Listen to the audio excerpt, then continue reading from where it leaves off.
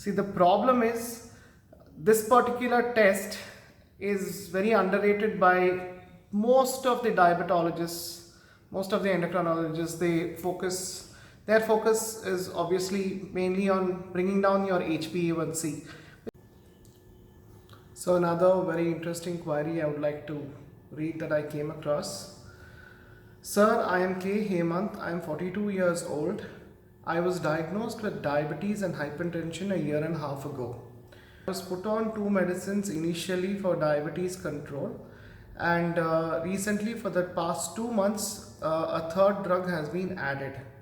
Since I have a strong family history of diabetes and hypertension, and most of my relatives have ended up with kidney disease and undergone dialysis, I am very worried. If there are any investigations to detect kidney disease early than just getting blood urea and serum creatinine done, kindly suggest.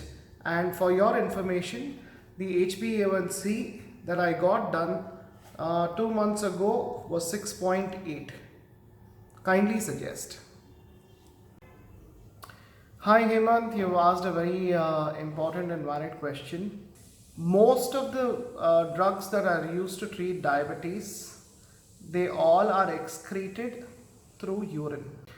Now, if I tell you that you are on a 3-drug regimen, you are a diabetic and you're on a 3-drug regimen, and I'm a diabetic and I'm on a single drug regimen, whose kidney is taking more strain? It is your kidney than mine, because you're on 3 drugs. It's an unnecessary strain on the kidney. See, even though you have a strong family history of diabetes or hypertension, it doesn't always have to lead to chronic kidney disease. Blood urea and serum creatinine, which are a part of kidney function tests, they are out of their range when there is more than 50% or more than 50% damage to the kidney.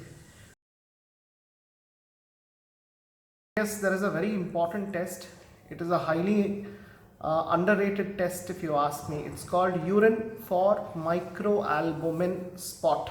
So to detect early onset of kidney compromise, we actually order this test. So how should you prepare yourself for this test? So firstly, you will have to give a early morning urine sample. What do you mean by early morning urine sample? So urine sample, what you do is the previous day, suppose tomorrow you have to give the test.